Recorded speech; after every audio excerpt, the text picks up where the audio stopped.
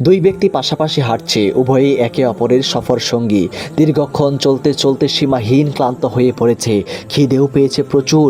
সুতরাং আর পথ চলা নয়, এবার খানিক বিশ্রাম ও খাওয়া নেওয়ার পালা। দুজনে খেতে বসেছে। প্লেটে মোট 8খানা রুটি, 5টি রুটি একজনের আর 3টি রুটি অপরজনের। এখনই তারা খাওয়া শুরু করবে, এমন সময় পাশের পথ দিয়ে হেঁটে যাচ্ছিল তাদেরই পরিচিত আরেকজন। সৌজন্যের খাতিরে তাকেও ডেকে এনে খানায় শরিক করলো তারা। তিনজনে মিলে 8টি রুটি খেলো। তৃতীয় ব্যক্তি তাদের শুকরিয়া আদায় করলো।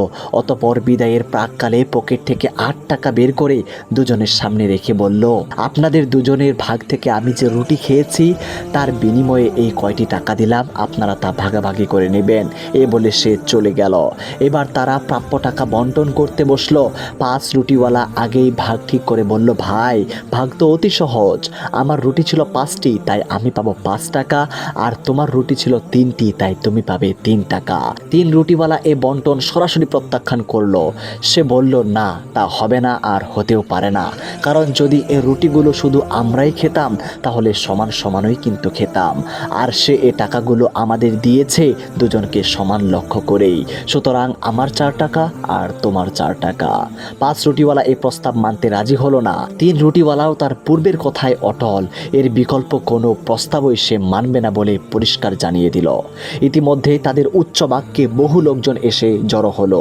তারা সবাই মিলে একে একে দুজনকে মানাতে চেষ্টা করলো, কিন্তু কোনো কাজ হলো না। উভয়েই আপন সিদ্ধান্তে অনড়। কেউ মত পরিবর্তন করতে সম্মত হলো না।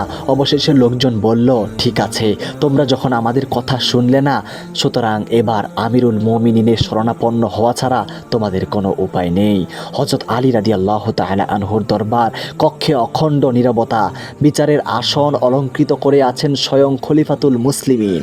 তার চেহারায় গাম্ভীর্যতার সুস্পষ্ট চাপ। রুটিওয়ালারা দুজন দুদিকে উপবিষ্ট। এক পর্যায়ে বিচার প্রার্থীরা নিজ নিজ বক্তব্য পেশ করলো। সব কিছু শুনে হযরত আলী রাদিয়াল্লাহু তাআলা আনহু খানিক ভাবলেন।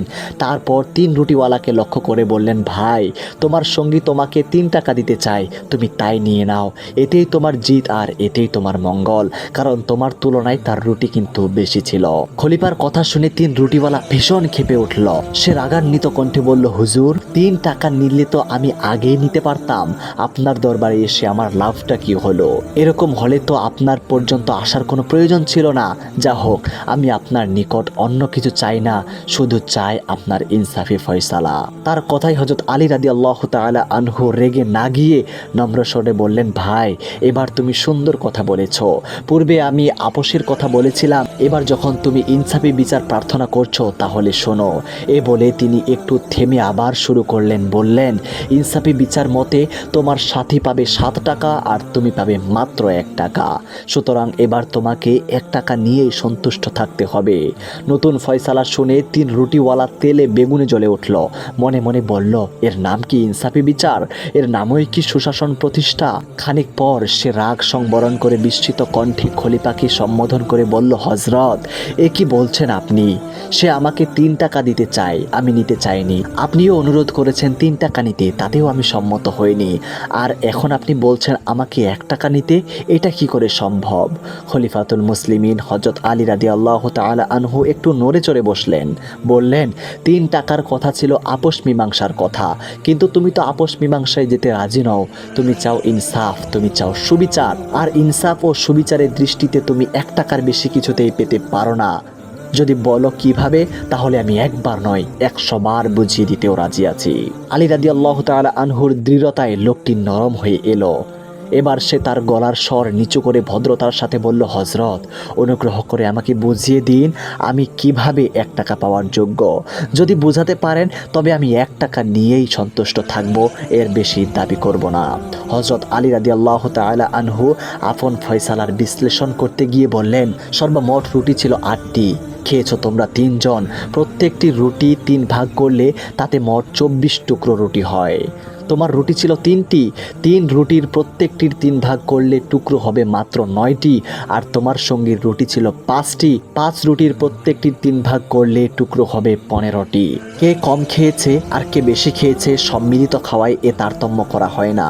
সুতরাং ধরা হবে যে তোমরা প্রত্যেকেই সমান খেয়েছ, অর্থাৎ 24 টুকরো রুটি প্রত্যেকেই 8 টুকরো করে খেয়েছ। এবার লক্ষ্য করো, তোমার রুটি ছিল 9 টুকরো, তোর মধ্যে তুমি নিজেই খেয়ে নিয়েছ 8 টুকরো, বাকি থাকলো 1 টুকরো। সুতরাং আগন্তুক তৃতীয় ব্যক্তি তোমার ভাগ থেকে কেবল 1 টুকরো রুটিই খেয়েছে। অপরদিকে তোমার সাথীর ছিল 15 টুকরো, তোর মধ্যে সে নিজে খেয়েছে 8 টুকরো, বাকি রইল 7 টুকরো। সুতরাং তৃতীয় ব্যক্তি তার ভাগ থেকে খেয়েছে 7 টুকরো। লোকটি 8 টুকরোর বিনিময়ে 8 টাকা দিয়েছে। সুতরাং এ কথা খুবই পরিষ্কার যে 60 টুকরোর বিনিময়ে তোমার সাথী পাবে 60 টাকা, আর 1 টুকরোর বিনিময়ে তুমি পাবে 1 টাকা। ফয়সালার চমৎকার বিশ্লেষণ শুনে শুধু 3 রুটিওয়ালাই নয়, উপস্থিত সকলেই হতভম্ব হয়ে গেল। সকলে খলিফার প্রখর বুদ্ধিমত্তার ভূয়সী প্রশংসা করলো। অবশেষে 3 রুটিওয়ালা বলতে বাধ্য হলো, হ্যাঁ আমি 1 টাকাই পাওয়ার উপযুক্ত, এর বেশি নয়, খামাখা আমি এতক্ষণ ঝামেলা পাকালাম। এতটুকু বলে মনে মনে খলিফাকে ধন্যবাদ জানিয়ে 1 টাকা নিয়েই দরবার থেকে বেরিয়ে গেল। সুপ্রিয় দর্শকবৃন্দ, আলোচ্য এই ঘটনায় হযরত আলী রাদিয়াল্লাহু তাআলা আনহুর জ্ঞানের গভীরতা ও বিস্ময়কর বিচার বুদ্ধির প্রমাণ পাওয়া যায়। আল্লাহ পাক আমাদের সবাইকে হযরত সাহাবায়ে কেরামের পদাঙ্ক অনুসরণ করার তৌফিক দান করুন। আমিন।